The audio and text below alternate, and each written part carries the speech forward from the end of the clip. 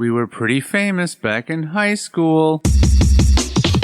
Trust us. Had a whole future ahead of us, but now we suck. All that potential now is flowing in the aqueducts. Through the sands of time, many did forget. But now our time has come to resurrect. But a podcast? Sad I know, but can you blame us? We are desperate to be much more than high school famous. Well, that's good to know. This is fun. Well, it's always cool discovering new tricks to make things work, I guess. I suppose. Oh. All right. What? I just noticed that we're recording. Oh, yeah. Cool. All right. Well, this just to warn you, this intro was not written with this type of episode in mind, but welcome to High School Famous, the podcast that belongs to us. You can't have it, Kiefer. Whoa. Has Kiefer been emailing you again? Oh, he's all over me. He's spamming my inbox, we'll say. Spamming your inbox, which you already need more space for. I know, big time. He's sliding into my DMs, and he's making sure he's well lubricated first. But and DMs means direct messages. Oh, all right. I was hoping you were going to come up with something different. Derrière, I don't know what's some type of entrance name that starts with an M. I can't think of one. Mouth. Derrière, my Derrière mouth. Yeah, we'll call it. Gross. Some kind of orifice that starts with an M. I can't think of it. Oh, Derrière mouth. Anywho, well, what's going on, Matt? I'm Sean, by the way. Yeah, I don't know, nothing. It's weird because we just talked not that several hours. Yeah, not super. Well, I guess it was like 14 hours ago. Yeah, when did we jump off? 11-ish or something? Midnight? No, we didn't get on until 11. Oh, it was like 12:30, 1 o'clock, I think, when we stopped. Okay, that seemed. I guess it was pretty late. It was very late, but clearly later than I thought. Yeah, I was tired going into it, so I was surprised I was up for as long as I was. Hey, in case anyone's wondering, we and some other friends chatted online last night. We were maybe going to play some games, but I set up the whole thing. Like, I was like, hey, what's everybody doing? And then some people were like, I should be free. Yeah, we can hang out. And then, around 7 or so comes around and no one's saying anything. And then around 9 o'clock comes around, nobody's saying anything. And then 10 o'clock comes around and nobody's saying anything. And then I think around 10:30, I'm like, so did people find plans or what? And then they're like, no, we're just all hanging out here for something to happen. I'm like, oh, great. So was I. So, yeah. By the time we got on, all of us were kind of like, yeah, I don't really want to do anything. Yeah, we really ended up chatting. Yeah, but that's okay. That's fine. I don't know if any of us necessarily had the energy to try playing any sort of game. Anyway. Well, we might have if it were like 8 o'clock. Well, yeah, that's what I'm saying. At 11, by the time we all jumped on, yeah, I don't think any of us had the energy to actually play anything. So chatting was just fine. Well, let's get right into the dad joke of the week, shall we? Yeah. This was not a difficult decision. Okay. Is that it? I was waiting for you to react to that. Well, all right. What's there to react to that? Oh, you're saying, I thought you started the joke. No, I just said this was not a difficult decision, as in it was easy to pick. I thought that was the start of the setup for the joke. My fault. Okay. All right, Matt, the joke begins now. Was it hard to pick this week's joke? Not at all. I did reread through them again just to make sure. Mm-hmm. No, this one definitely stands out as the high mark. All right, so even though I said the joke begins now, I didn't actually start the joke yet because you asked me something. Right. So now is the beginning of the joke. Yesterday, I gave up my seat on the bus for a child. Today, I lost my job as a bus driver. Stupid. That's the best one. Pretty bad. Yeah, they're all awful. I guess the next best one is where do lizards go after their tails fall off? I don't know. The retail store. That's number 2. Hey, you got a bonus joke. We got a bonus bum out. So celebrate bummer this week. Celebrate the bonus joke. They don't come out. You weren't feeling bad already. There's a bonus bummer for you. Anyway, so Matt, this is the episode that we'll post. But the last episode that we'll post Tuesday before April Fool's Day. Right. So I looked up a couple different lists of various April Fool's pranks throughout history. Okay. One of them says, believe it or not, 10 of the greatest April Fool's Day pranks ever. Okay. We've got the best April Fool's Day pranks in history. And then we have 13 April Fool's pranks that went horribly wrong. So I don't know if these are all great. We could probably just sort of pick a list, go through a couple, pick another list, go through a couple. We can just read some of these April Fool's Day pranks. Let's do it. All right, so we'll start off with the best April Fool's Day pranks in history. We'll see how these size up. There's one that I'm going to save for the end, and that's the one that I'm going to play something for everybody. So these are the best April Fool's Day pranks in history. This is what it says. In the entire history of this entire planet, there better be some prehistoric ones in here. And this is on Reader's Digest Canada. Oh shit! No, I just thought there couldn't possibly be prehistoric pranks on there because that is prehistory, right? And this is within history. Well, the whole origin of April Fool's Day is they're thinking around the 16th century when the one calendar changed the beginning of the new year from the end of March to the beginning of January. And so news didn't travel as fast in those days. And so if you were still celebrating the new year in April 1st, you were a fool, or you were also dubbed a fish. Oh. And so I guess one of the original sort of pranks that people would do is they would like stick a paper fish onto someone's back, and then they would yell April Fool or April Fish and then run away. Classic. Yeah. Let's see. That's the same one. Okay. Let's see. Okay, so the best April Fool's pranks of all time. In France, according to Le Parisien, in 1986, the Eiffel Tower was going to be dismantled and rebuilt inside the new Euro Disney park. Ooh. That's all it says. So, okay. So this person, or is it like a newspaper? Or sounds like a publication. Le Parisien. Okay. So they put it out there that was going to happen, and people fell for it. Yeah. Classic. That is probably one of the best pranks in history I've ever heard of. I know that I'll read a couple of these. These are really short. I think the other site with the Believe It or Not one, they go into more detail. So we'll just fly through some of these and see if there's anything interesting to talk about. Okay, this is kind of interesting. In Denmark in 1965, a Copenhagen newspaper reported that Parliament had passed a law that all dogs be painted white to improve road safety because they could then be seen clearly at night. I can only imagine this is listed here and that some people took that to be serious and painted their dogs white. Apparently. I think the thing that makes these fun to read is if there's at least a slight mention of the impact that this joke might have had on someone or a group of people. But so far, these here are doing that. No. In Great Britain in 1980, I think this has actually happened on more than one occasion. The BBC announced that Big Ben was going to get a facelift and switch to a digital clock. And then that resulted in several angry letters. Enraged callers flooded the station on the BBC with complaints. Crazy Brits. I know. In 2009, the Taipei Times claimed that Taiwan-China relations were dealt a severe setback yesterday when it was found that the Taipei Zoo's pandas are not what they seem. The paper reported that the pandas, a gift from the Chinese government, were brown forest bears dyed to resemble pandas. Among the complaints sent to the paper was one from the zoo's director. You've been pranked. You've been sex pranked. No.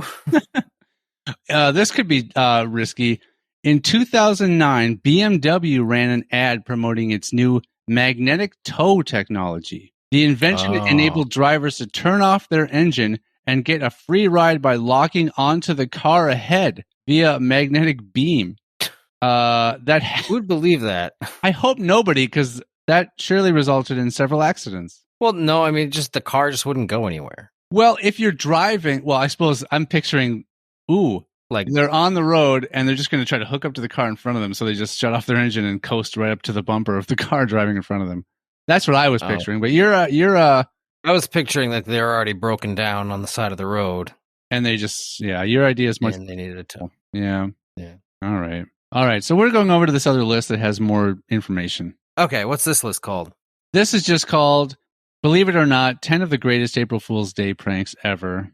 We got Taco Bell's purchase of the Liberty Bell. Are you familiar with this story? No. Liberty Bell is one of the most enduring symbols of American freedom. In 1996, newspapers such as the New York Times and the Washington Post ran full-page ads announcing that fast food chain Taco Bell had purchased the iconic bell and was planning to rename it Taco Liberty Bell. Broadcasters told people that the company was going to relocate the Liberty Bell from Philadelphia to its California headquarters.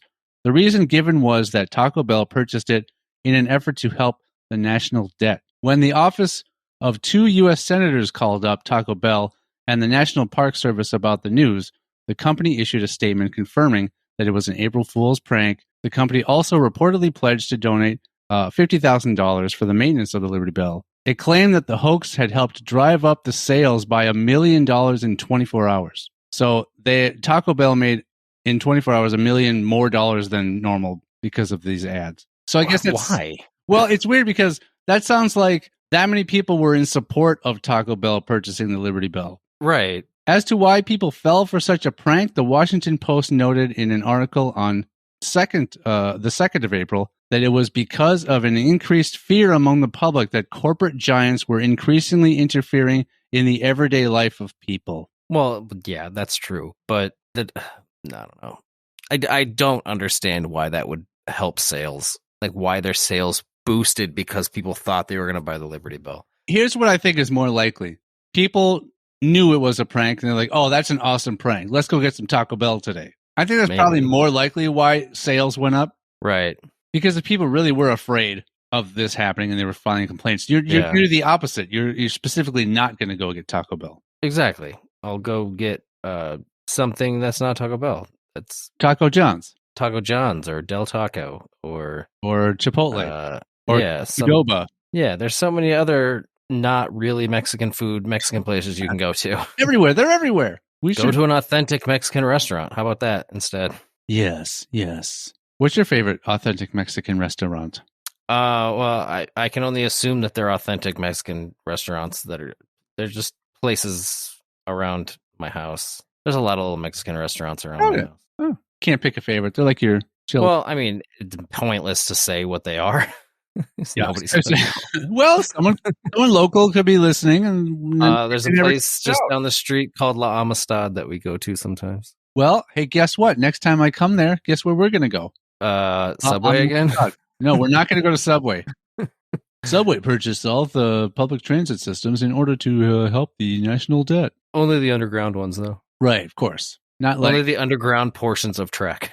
Yes, the rest is still owned by the city that own them. CTA, huh? CTA. Oh, probably. Yeah. Hey, the value of pi was changed by the Alabama legislature. Was it? Sound interesting? Was it actually, or was it a prank?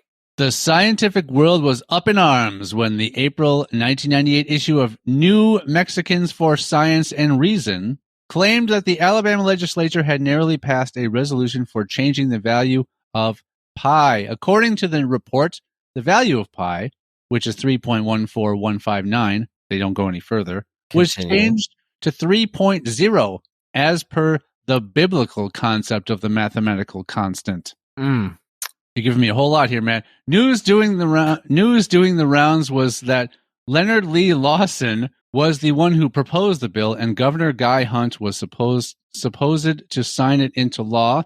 This was enough to trigger debates among experts outraging against the Alabama legislature's decision. Thanks to a growing popularity of emails at the time, the story went viral on the internet. It was only when the legislature started receiving calls of protest it emerged that the whole thing was an April Fool's hoax. The question is, who played it? Certainly not the legislature. According to the fact-checking website Snopes, the harmless prank was played by a person named Mark Boslow as a humorous protest against New Mexico legislators and the school board members who opposed the theory of evolution and supported creationism. I mean, that all makes sense then. Because I'm just trying to think of like what fucking like biblical mathematical figures are there? Like math is a pretty consistent science. Oh, Like you yeah. can't really, pi is pi. You can't change pi. It's not gonna. Math doesn't allow you to do that. Right. Math itself isn't something that would have any effect on the possibility of there being a higher power or there not being a higher power. It's math. I don't understand what anyway, Boslow took real statements by the legislators and others to create the fictional story of Alabama passing the bill on pi. The story was posted on April 1st, 1998 on the newsgroup Talk.Origins. Its writing style was so good that readers took it as a real story. A day later, another post on the newsgroup revealed the truth. Yeah, sometimes I just don't get how people fall for shit. Like something that seems so ridiculous and you don't take a second to think, what day is it? I know. This probably isn't real. People they'll believe anything they read or hear. How to turn a black and white TV into color. That involves different types of circuitry and changing out elements within the television. No, you would think so. But there's this DIY home remedy that will help out. I'm ready for it. This can be in 1966, Sweden's something television SVT Sveriges Sveriges. Sure, why not? Some Swedish word. Which was the only television network in the country at the time, pulled off a cool April Fool's prank when it aired a program on how to watch a black and white TV in color. SVT called in a technical expert, Kjell Stenson, who told the viewers that all they have to do is place thinly stretched nylon stockings in front of their television. Stenson went into great lengths to explain, in what sounded like technical terms, that the nylon stockings would bend the wavelengths of the TV and turn them into color, and people were told to sway their heads to experience it better. Of course, people who tried it soon realized that they had been fooled. Oh, man. So how do I watch my color TV in black and white? Well, I'm guessing you would remove those nylon stretched things. Hold my head still and take the stockings off the TV? Yeah, I think your TV... So I think they converted the nylon stockings. They made it into just this thin screen covering that comes standard on all TVs. I think if you ever care to look, you could walk up, peel it off your screen, and now your TV's back in its pure black and white original format. The way we all see the world. And again, yes, keep your head still as possible while watching. Right. You don't want to accidentally get your eyes in front of those colored wavelengths. Right. So, do that. Hey, when astronomer Sir Patrick Moore told listeners they could float. Speaking on BBC Radio 2 on April 1st, 1976, astronomer Sir Patrick Moore said that the alignment of planets Jupiter and Pluto, this was 76, everybody. Yeah. Pluto was still a planet, would reduce Earth's gravity at exactly 9:47 a.m. He told listeners to jump at exactly that time to experience what was dubbed the Jovian-Plutonian gravitational effect. Oh. Many of the listeners, who were probably the ever so eager lot who try seemingly impossible things, did what was asked, and some even called up BBC to reveal how they felt floating in the air. They were told that Moore pulled off a prank on them. In 2015, a similar attempt was made to recreate the classic April Fool's prank when an internet hoax doing the rounds claimed that people will experience the Jovian-Plutonian gravitational effect on January 4th, which was Zero Gravity Day. But you cannot pull the wool on people's eyes twice. Well, yeah, maybe you could. I think that happens a lot in history. A lot. There was a time that someone was on the radio impersonating Nixon, saying that he was going to run for president again in the 90s. People were angry and calling in angry. I don't know. Let's so dumb. Let's jump over to the pranks gone wrong. Let's see if there's anything interesting over here, because we're doing great so far. Hey, quality content. It's all about content. Well, yeah, we're technically it's content filling air with sound. Now, this would be kind of frustrating I swear I'm not dead. In 1708, Gulliver's Travels author Jonathan Swift set up an epic April Fool's prank by pretending to be an astrologer by the name of Isaac Bickerstaff. He published a set of predictions, the most notable of which was that a celebrity astrologer of the time, John Partridge, would die on March 29th. So are you with me so far? I believe so. Author of Gulliver's Travels pretends to be an astrologer and makes predictions, one of which this other guy named John Partridge is going to die on March 29th. On March 30th, Swift circulated an anonymous account of Partridge's death of fever. On April 1st, someone knocked on the Partridge's door to set up funeral arrangements. Partridge, of course, was alive and well, but for the rest of his life, he had to insist he was not dead. Really? Yeah, the prediction finally came true 7 years later, without Partridge ever finding out the real identity of Isaac Bickerstaff. So some guy you've never heard of just makes a false claim that you're going to be you're dying on this day, and then now everyone for the rest of your life thinks that you're dead, and you never find out. And I hate this the stupid line of the prediction finally came true. What, 7 years later? 7 years later, yeah. Was the did he actually die on the day that it was? Like, unless he died on that day, the prediction never came true, and it was never really a prediction. It was just a made up hoax anyway. Yeah, no, they're trying to be have a clever, funny way of saying that that's a prank that's gone wrong. That's a prank that's gone wrong, I guess, for the guy that. Well, I would say the prank itself went perfectly fine. Yes, yeah, he successfully fooled people into thinking this guy was dead. So I think just reading a bunch of these, I think the idea is that maybe the pranks were so successful that the ramifications are what went wrong. They're not ideal. Gotcha. So these might be they went so good that they turned out bad. Right. These might be better pranks than what is listed as the best pranks. Yeah. The Great Blue Hill Eruption. For April Fool's Day in 1980, Boston TV news producer Homer Silly, and here's this interesting, in parentheses, it actually rhymes with silly, unless they're saying his name is Killy, but if the word is silly, it doesn't rhyme with silly, you could say it's pronounced silly. Produced a television broadcast about a hill in Milton, Massachusetts that had begun oozing lava and spewing flames. He included fake warnings from the then President Jimmy Carter and real footage from Mount St. Helens eruptions that implied the Massachusetts volcano had fully erupted. April Fool read the card at the end of this segment, but hundreds of panicked citizens flooded law enforcement phone lines anyway. Silly was promptly fired for failing to exercise good news judgment and breaching FCC regulations. He got fired. Prank gone wrong. Yep, prank gone wrong. All right. Oh, Silly. 1998. Classic Silly. 1998, April 1st, Burger King announced it would now offer a version of the Whopper that had been carefully designed for left-handed folks. Jesus Christ. The joke was on Burger King, however, when stores across the country were flooded with orders for the left-handed Whopper. Again, I have to wonder, with something like this, how much of it is people knowing it's a joke and calling up to order these hamburgers as a joke to play along with the joke?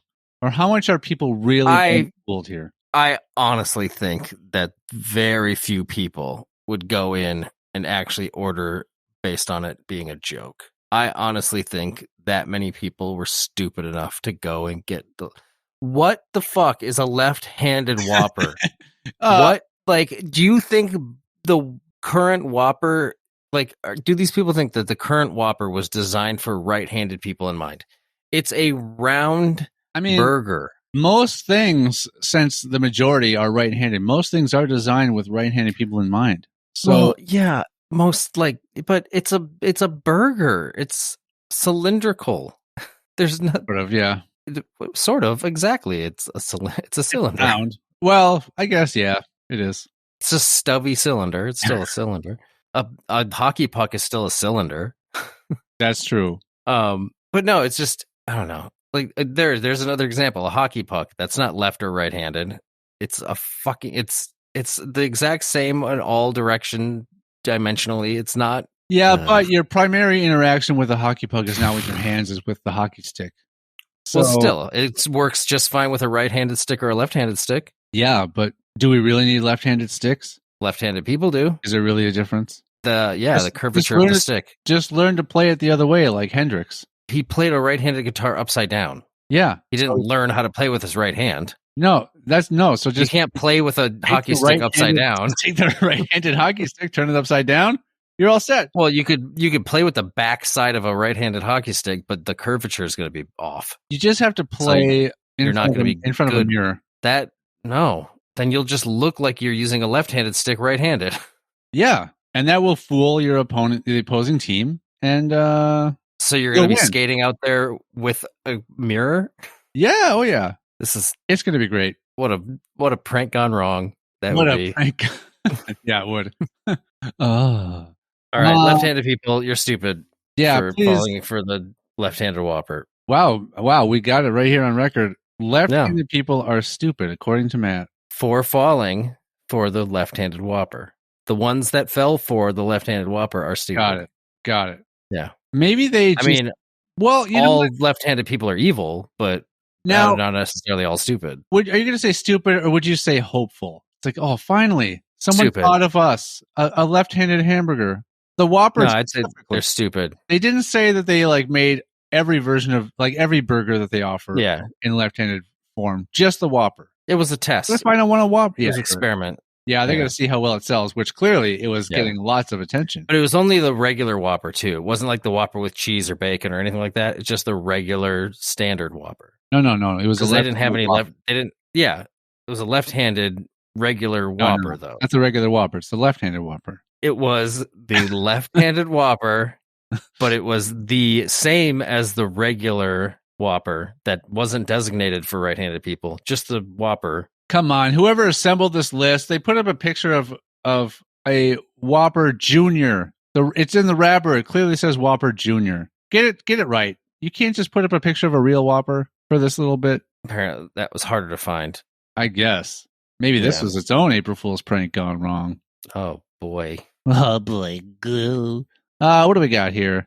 Poisoned by DHMO. On April 1st, 2002, a couple of Kansas City DJs announced the local water supply had been found to contain high levels of dihydrogen monoxide, DHMO, whose side effects included sweating, urination, and skin pruning. Hundreds of citizens flooded the water department and the police with distressed phone calls.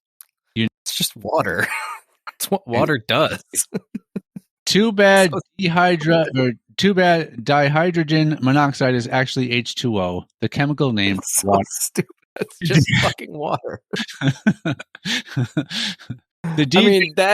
That is what makes it a genius prank. It's like they're just like the water. This water has too much water in it, and it causes things like pruning skin, need to urinate, and sweating. I don't get this causing sweating part. It's like you drink too much water and then you're active, like you sweat it out. Is that you sweat more if you're well hydrated? Is that what it is? I mean, they said it was a couple of DJs that noticed it. So were they just having were they DJing a crazy event?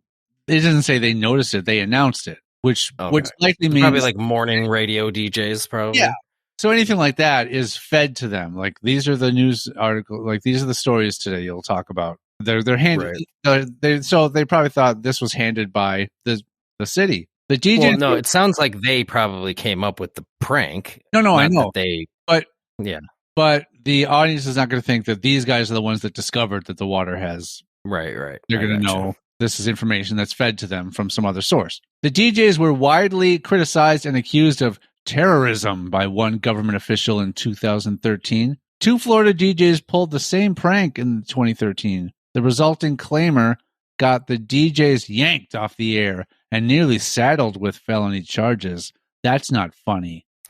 I mean, felony charge. I guess I don't know. I guess it's because you're inciting panic. I guess. But you're exposing the gullibility of the you're only making stupid people panic. And what's the worst that could happen? They run into traffic and die. Then that just makes the race stronger and smarter. That's good for us. The world is smarter because of it. Let's see. It's the whole thing of like, if the kid is stupid enough to play next to the cliff and fall off and die, we don't need that kid in society. Yeah. Let it go. It's going to hurt. It's going to suck for that parent for a little while, but you know what? Go home, make another one. Try again. Do better this time. Let's see. Armed robbery is hilarious. For April Fools in 2003, a clothing store employee in Columbus, Ohio, decided to call her boss and tell him that someone was robbing the store at gunpoint. Yeah, this is a bad idea. Before she had time to call him back and confess to the prank, her boss had called the police. 4 patrol cars rolled up to the store. Mm-hmm. The employee was arrested for inducing panic. Didn't say they were fired, but they probably did. Well, yeah, they probably did too. But not only inducing panic, but like I'm pretty sure that reporting a false crime is illegal. Also pretty punishable. Yeah. Yeah. They didn't mention that, though. All they mentioned was the inducing panic arrest. But they only really induced panic into the owner of the store and the police that arrived. Yeah. It's not a mild panic inducing. I suppose it'd be different if they like announced it to all the customers that happen to be in the store. Yeah, like over the loudspeaker. Yeah. We are currently being robbed. Stand still. Hide your valuables. Please don't panic. Someone's robbing the store at gunpoint. Please don't run off with any merchandise not yet before that you happen to be carrying. That's the shit that baffles my mind is like, think about that idea for 2 seconds. Do you honestly think it's a good idea to call somebody up and fake that you're getting arrested or getting robbed? No. Like, come on. I mean, what's the average age of a clothing store employee? You're probably looking at 18 to 21. It's just some dumb first or second job. Yeah. Unless you're the boss. And you're not. I wonder what that person does for a living now. I'm sure they're doing great for themselves. They manage a clothing store. Or they're probably they're probably still just working a cashier at a clothing store. They probably just never figured it out and got any never really advanced in life with that kind of an IQ. Take us to your leader. A newspaper in Jordan ran an April 1st, 2010 article claiming a UFO had landed near the town of Jaffa. The mayor of Jaffa's response was to evacuate 13,000 people. Who elected this Yahoo? I don't know, but rather than no fact checking, no anything, just immediate evacuation. Well, and it just says landed near the town. It doesn't say how far away, where specifically. Go fact check. Go scope it out and confirm that there's a UFO there or not. No, the first response was get 13,000 people out of the city. Right. Facing a potential lawsuit. Huh? It's a UFO. Like, of course it's not real. Right. Well, but a UFO. It landed, though. It's not like some obscure thing in the sky you might miss. It landed. That means the little green men are going to come out and kill us all. Also, not necessarily. We don't know that either. Okay, so say the UFO did land. Say a UFO actually did land, and his immediate reaction is to evacuate everyone from it. What if they're friendly? That's setting a bad example right off the bat. They're all running away from us. Yeah, like now. What if they're highly intelligent and highly friendly and just want to help us expand? I mean, and be better and smarter and learn their technology. And the first thing we do is just run away from them. They have to be highly intelligent. They know how to fly a UFO. Can you fly a UFO? I don't know. Possible. I don't know the inner workings of a UFO. Yeah, but they do, so they're smart. Yeah, but just because they know the inner workings of a UFO doesn't mean I wouldn't know how to do it. I don't know what it looks like. It might be very simple. All I'm saying is it confirms that they're intelligent. It has nothing to do on whether or not their ability to fly a UFO does not prove they're intelligent. Their ability to have created a spacecraft that can travel hundreds of light years proves they're intelligent. That also does it. No, the flying ability has nothing to do with it. Yeah, I'm just thinking of Galaxy Quest right now. Yeah. Well, no, I just think of the fact that it's like using whenever anybody uses the phrase like, "Oh, it's not rocket science." It's like rocket science. If your field is rocket science, that's what you know. That doesn't mean you're ridiculously smarter than everybody else. You just really know rocket science. You could be really fucking stupid in every fucking thing else in your life. Yeah. You just happen to know rocket science. I mean, rocket really science well. is probably really complicated. It's math. If you're really, really good at math, you can be a rocket scientist. Yeah, and if you're really good at math, you're generally thought of as somewhat intelligent. You're intelligent in math. You're mathematically fluent? Should we say that? Yeah. Like it's not hard to be incredibly intelligent in one field is what I'm getting at. I see. Because if you focus yourself on getting really, really good at one fucking thing, you can be stupid at every fucking thing else in your life. Does that make you an intelligent person? Probably not. It just means you're really good at this one thing, but you're really stupid everywhere else, which basically makes you an average intelligence person. You know what my thing is? Making scrambled eggs. I made some of those this morning. What? It's probably not as good as mine.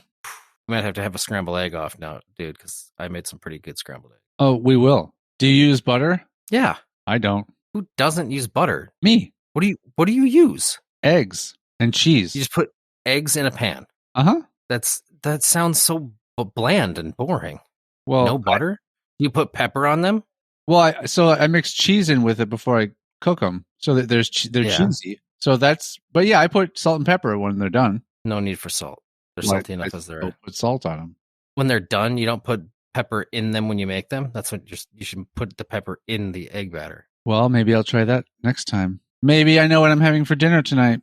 No butter. This is. Well, the butter is delicious. Mainly used just to prevent it from sticking to the pan. That's why people use it. No, it's for flavor, to make them taste buttery and delicious. They taste great without butter, though. I like them. Mm. Now, they're not very... I want our listeners to weigh in on this. They're not, like, very overly cooked. Or buttery. Well, they're not buttery at all. I told you, I don't use butter. The dairy product in the eggs is the cheese, not butter. Do you want it to taste buttery or cheesy? You can have both. Yeah, but why? Look, I don't use butter. Why not? Well, all I'm saying, I just don't use butter. Okay. I think you're wrong. I can't be wrong. I don't use butter. I'm saying I don't use butter in my eggs. I think you're wrong in not using it. That's what I'm saying.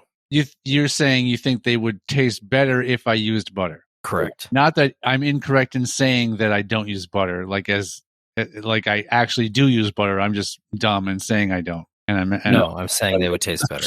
I used to use butter, but then I got these new pans, and they're like, you don't even need to put butter in the pan. They won't stick to the pan. Yeah, but it's not about it sticking to the pan or not. It's about everything the flavor. Everything I was looking up when I was looking at pans, they were like, yeah, the adding of butter was strictly for the purpose of a nonstick layer. Like, no one was saying anything about adding butter for flavor. They were all talking about, yeah, with these pans, you don't even need to put butter in first. They won't stick to the pan without the use of butter. Yeah, that's fine. Yeah. I have nonstick pans as well. Right. So I just I wanted to test it out. I'm like, yeah, I won't use any butter in these pans. And it worked. And I'm like, well, I guess I don't need to use butter. I didn't notice a difference in like flavor. I didn't notice one. Because you probably weren't using much butter to begin with. I was putting a little bit to, coat the bottom of the pan once it melted. And then I put butter in for flavor, like a decent amount of butter. What's a decent amount? So if you're making eggs for yourself, I do 2 eggs for me. Do you do 2 eggs, 1 egg, 3 eggs? Well, so this morning I did 6 eggs, made 6 eggs worth of scrambled eggs. Okay.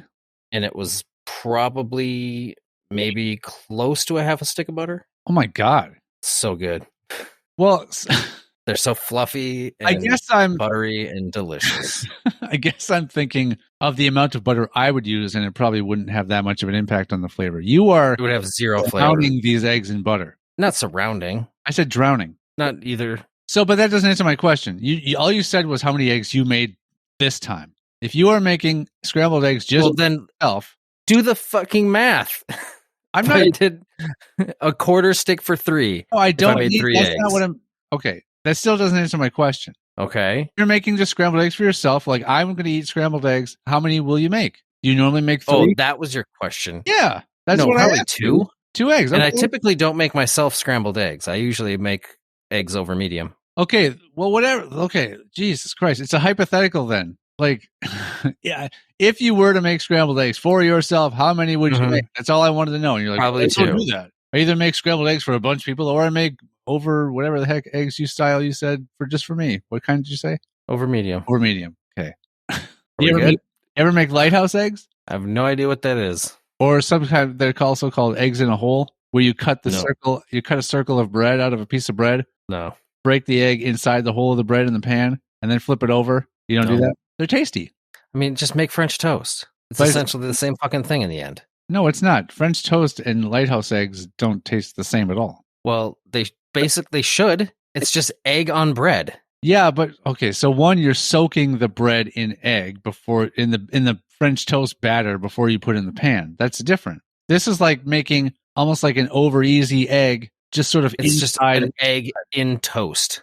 Yeah, and then you cut open the egg in the middle, and you let all the yolk run, and then you eat the toast, and you like smear it in the yolk and stuff. Yeah, it's the same as just dipping your toast in the yolk of an egg that you cooked by itself. Yeah, but you could also cook them together. It's just another thing that people do. All right. It's just, it sounds like extra work, and then you have this weird little hole of bread that you don't know what to do with.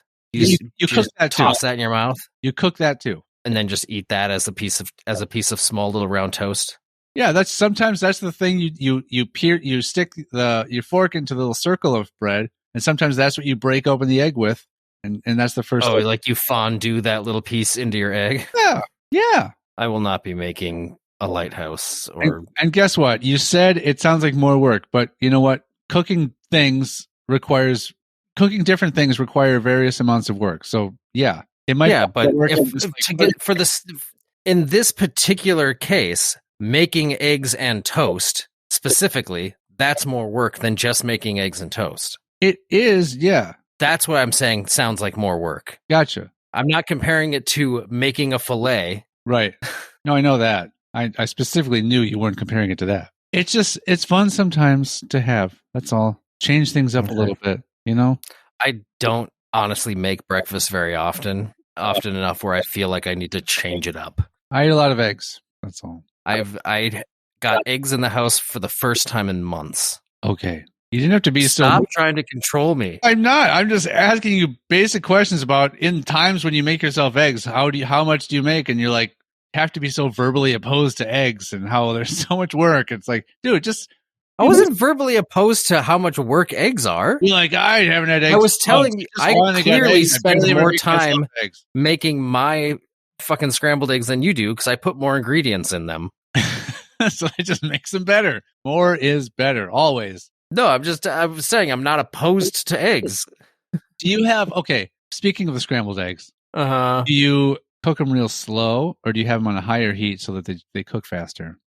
Usually it's kind of like a medium heat, somewhere in between high and low, just because cooking low, you can get them a little bit more scrambly, a little bit like smaller bits. Yeah. Cooking them high, they're going to be bigger, thicker chunks. Right. I kind of go somewhere in the middle. Borderline omelet. If you cook too fast, yeah. I'd say a little bit below medium is where I sit, and I'm always moving them around. Mm-hmm. I always let them cook for a little bit first to kind of get that first bottom layer cooked up. Then I start stirring them around, so there's a little bit of bigger chunks to start with. Yeah, this would be interesting to have a scrambled egg cook-off. Yeah, see who likes the eggs better. Well, yeah, we'll have to get an impartial judge to taste both of our eggs. Blind taste test, so they don't know whose or whose. Right, but I can't modify my technique right now. Like for this, I couldn't now add pepper to the eggs before I cook them. I would have to do what I've just always done. Well, I mean, I think they would have to be similar eggs as far as like if you're putting cheese in them, then I need to put cheese in them because they need to be basically like. No, the idea is identical-ish. No. The idea is I sometimes do cheese. I don't always do cheese. Well, I sometimes do cheese. I'm just letting you know. I'm going to make them just the way I've always made them. The whole point is to compare the way you make them to the way I make them and what tastes. I don't have a standard specific way I make them. Depends on the day. I might put cheese in them. I might not put cheese. Well, then I definitely always put butter in them. On the day this happens, you have the freedom to forego the cheese or include the cheese. That's up to you. I'm just going to do my way. The whole point is to compare the ways and see which tastes better. And if you're just going to willingly decide on the fly to add some panache, like some Red Hot or something, that's going to... What? No. Some people do hot sauce on their eggs. Yeah, but I don't, so I wouldn't do that. Yeah, well, I don't know. You're like, I don't ever make eggs anyway. And sometimes I change the way I make them, whatever mood I'm in. I didn't say I don't ever make eggs. All right. So I don't often make eggs. Yeah. I haven't had eggs in months. You're talking about eating eggs every fucking day. I'm just like, I don't eat eggs that often. I don't eat eggs every day. I just said often. I said I eat a lot of eggs. I didn't. Yeah, well, saying you eat a lot of eggs is insinuating that you eat eggs very often. Yeah, but that doesn't imply every day. How often do you say you eat eggs? If I'm eating them a lot, which you claim that you do, a few times a week. But like I think I had eggs once last week. Yeah, I probably eat eggs like maybe a couple times a month. Gotcha. The beauty about eggs is they last quite a while in your fridge, so you can buy them and keep them around for a while. So yeah, it's hard to let them go to waste. Hey, mic drop. Let's get off eggs. Mic drop. In 2016, Google, as an April Fool's prank, added a mic drop button to their email program, which, when clicked, sent a GIF to the recipients of the outgoing email, and here's the kicker, it literally disabled replies, in effect shutting down the conversation as mic drops do. But the big problem was that the mic drop button was right next to the send button, leading countless hapless and later horrified people to mic drop their bosses, clients, spouses, children, friends, and family. Although Google disabled the button, the damage was done. At least one individual reported getting canned thanks to Google's jest. Sounds like a stupid idea. It's a lot of work, right? I mean, no, I guess it's not a ton of work to add the button in the code, but to add the disabling of replies once that button is clicked is, I imagine it takes more work than your average amount. I guess the placement of it being right next to the send button is pretty stupid. It is. What would have been even worse, which I'm kind of surprised it didn't happen, was since it was an April Fool's prank, I'm surprised they didn't just replace the send button with the mic drop button for that day. Well, that would have been, then at that point, I guess they'd be 100% liable for anything bad that happened due to the results. Now, I'm wondering, share screen. Okay, so hopefully this will allow you to watch this as well. It will. But this is shared screen before. This is my favorite prank, both in its concept and its presentation. So this is from a 1957 BBC news program that aired April 1st, 1957. So I'm going to share my... Do we need to throw like a link in the description if people want to see what the heck we're about to watch? I'm going to... Yes, I was going to send you the link so we can put it in the show notes and everything so that people can... But if you don't want to do that, you can just look up... well, I'll explain it. I want you to just watch it. All right. So I guess I'll go... I don't know if I want... I don't have to go full screen. Okay. Oh, great. Boom. Okay. This is amazing. Later. Okay. Okay. We'll go over here. So can you see my screen right now? Nope. Great. Let me try it again. Screen 2. Share. Nope. Cool. Wow. Well, something said that, you know what? Something said probably that, because you... Huh? Oh, no, go ahead. Well, something said it like, in order to be able to maybe still record what's going on, I would have to close and restart Edge, and that would be me leaving this call. So, okay. Here's what we'll do. Because I think I can share my screen. Yeah? Yeah, I'm not going to. Okay. Well, yeah, because if I just did this, you just see... Oh, yeah. Wait, I see your screen now. What happens if I do this? Can you see anything now? Nope. Oh, this sucks. What if I bring it over to... A little thing you click on share screen, a little thing should pop up, and then you can select which thing you want to share with me. No, and I'm doing that, and I'm clicking share, and then nothing happens. Maybe because I just had to grant permission for it to do something, and now I have to restart Edge for it to actually be able to do it. Anyway, so you'll just be able to hear what this is, and then if you want to watch it in your own time, you can watch it. All right, so here we go. Hear it? Mm-hmm.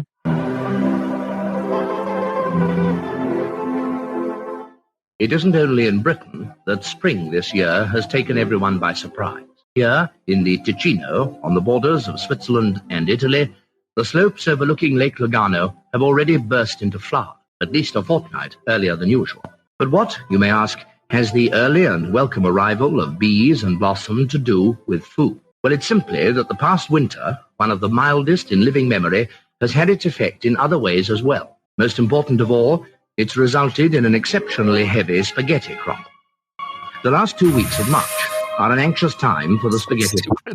Okay, so for anyone who, just to paint a picture right now, they're showing shots of various trees with wet spaghetti noodles hanging from the branches. Okay. So There's always the chance of a late frost, which, while not entirely ruining the crop, generally impairs the flavor and makes it difficult for him to obtain top prices in world markets. But now these dangers are over, and the spaghetti harvest goes forward. And now they're showing people picking the noodles and gathering them from the trees. Spaghetti cultivation here in Switzerland is not, of course, carried out on anything like the tremendous scale of the Italian industry. Many of you, I'm sure, will have seen pictures of the vast spaghetti plantations in the Po Valley. For the Swiss, however, it tends to be more of a family affair. Another reason why this may be a bumper year lies in the virtual disappearance of the spaghetti weevil, the tiny creature whose depredations have caused much concern in the past.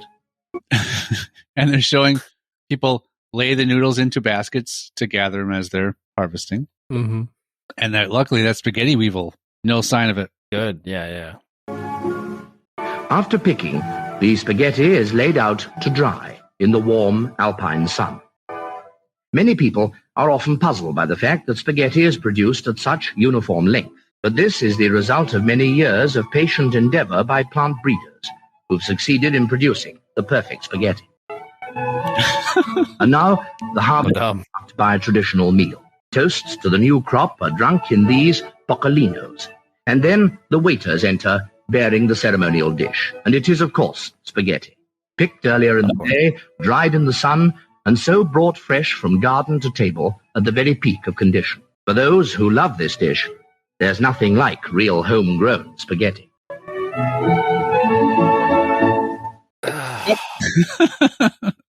Now, the question is, did people actually think that was real or understand that it's all right? just Let's read about it. Let's read about it. Okay. In 1957, the BBC news program Panorama aired a 3-minute broadcast showing farmers in Switzerland plucking spaghetti from trees. Following a very precisely scripted plot, the program informed viewers that in Ticino, on the borders of Switzerland and Italy, the slopes overlooking Lake Lugano have already burst into flower at least a fortnight earlier than usual. Then they talk about the virtual disappearance of the spaghetti weevil. The program also went on to explain how each strand of spaghetti grows the same length because of what you just heard. From the presentation to the voiceover, everything which was done by the legendary Richard Dimbleby was perfect enough to make people believe that it was true. Following the broadcast, viewers called up the BBC office to inquire about how to grow spaghetti on trees. In return, the BBC told every caller, place a sprig of spaghetti in a tin of tomato sauce and hope for the best. So, Jesus Christ, I wonder how many people did that shit. They even took it as far to not go, oh, this was just a prank. They gave them instructions on how to grow their own spaghetti. I thought this was just so absurd. And so the lengths they went to make this little 3-minute presentation, I love this. I love this so much. It's pretty great. Yeah. It's like YouTube prank channels before YouTube prank channels existed. Pretty much. There are YouTube prank channels? Oh, yeah. There's like a million of them. They're all fucking awful because people are just... The pranks people do are just harmful. I think there are plenty of pranks where it's like they call someone into a room, they enter the room, and then just like smack them in the face. Like that type of stuff? Well, no, it's a lot of people like doing stuff on the streets, but just agitating people. Oh. As a prank. Yeah. And then a lot of the people that are doing the pranks get the shit kicked out of them, and that part's great. Cool. So was that also your favorite of these? Yeah. I mean, that's the most creative one. They went to much greater lengths. I mean, that's better than just telling people that the Eiffel Tower is going to go to Euro Disney. Oh, you know what? There's one I forgot to read. That's interesting. Dang it. I wanted to save that spaghetti one for last. Oh, fuck. Where is it now? I gotta find it. It is a bit funny. It's basically there was a certain hill top where they announced that something was going to be visible, I think, in the night sky. Mm-hmm. And let me see if it's on this list so I can just read it. Nope. And my other tabs are gone. Cool. Yeah. So a bunch of people, they didn't think anyone was going to fall for it, but a bunch of people went out to try to look and witness this. And then, like 3 days later, the amount of people caused so much stress that the hilltop had cracked and like broken off and fallen into the sea. Jesus. Yeah. So imagine if that would have happened while people were looking. Well, I mean, again, the human race would have gotten a little stronger that day. Yeah. Where did my other tabs go? This is so bizarre. What a day. You got rid of them all when you're trying to share your screen, I'm sure. No, I don't know. It's weird. My browser's still here. It's just this is the only tab left. I didn't go tab closing. I didn't go on a tab closing spree. Anyway, yeah. April Fool's Day. I don't know. Yeah. I guess this doesn't say much. I think the reason that maybe some of these were considered the greatest or whatever in history is that they seem to be presented to the public in these, like on radio and on TV, and it's right. it's companies saying that they're doing these things. It's not like I was expecting to find like these just sort of personal, one person comes up with this crazy prank to do, or or one person fools a company or fools something else, fools the police. I guess the one who called and said that they're being robbed. But yeah, she only fooled herself in the end. Yeah, so you can find these enjoyable or not, but I love that spaghetti one. Yeah, I kind of like the black and white TV, putting the nylon stretched over in front of it to make it color. I think I can see people at home trying that, but you don't really see that play out. Like right. the person who announces it doesn't get to see it play out. But yeah, that's what I got today. Perfect. Are you a big pranker? Have you ever been a big pranker? Not really. Neither have I. The only ones I don't think I've ever come up with like a good prank. The only ones I ever heard of growing up were, of course, having the bucket of water on the top of the door, and then the taping down the handle for the sprayer at the kitchen faucet so that when you turn it on, it sprays out of that instead of down the faucet. Putting the saran wrap over the toilet seat. Never done that. Well, I haven't done any of these. I'm just saying these are the ones that I grew up like hearing about. As these are the April Fool's pranks you do. The saran wrap one is dangerous. Like, yeah, it's only funny if it's like when somebody goes to pee and then it splashes everywhere. But if somebody doesn't notice it and sits down, yeah, for a toozy, I mean, bad news. Depending on the forcefulness, maybe it'll just break a hole through it, and then I guess depending on if how much having a bad stomach day, depending on how much Taco Liberty Bell you ate before that, or left-handed Whoppers, Yeah, if you're down all those left-handed Whoppers, I'm sure you're probably a little runny. Gross. So they make it with that left meat. Yeah. So yeah, left-handed Whoppers are probably made from all beef on the left side of the animal. And that's the bad meat. Yeah, it's the evil meat. Well, I did it again, guys. I produced a successful, entertaining episode. Sure. You don't sound convinced. I never am. I think this is just dreadful. I mean, we talked about eggs for a long time. Well, yeah, the eggs is probably the best part. It always is. So eggs produce life. No, I mean, and sustain it. Eggs contain life. See you next Tuesday. Bye. Bye.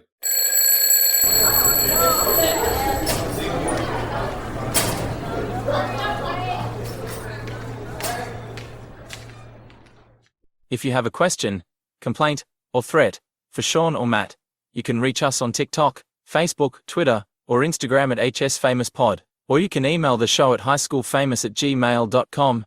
No animals were pleasured during the making of this podcast, despite our best efforts. All hail our Lord and Savior, Whopper Jr.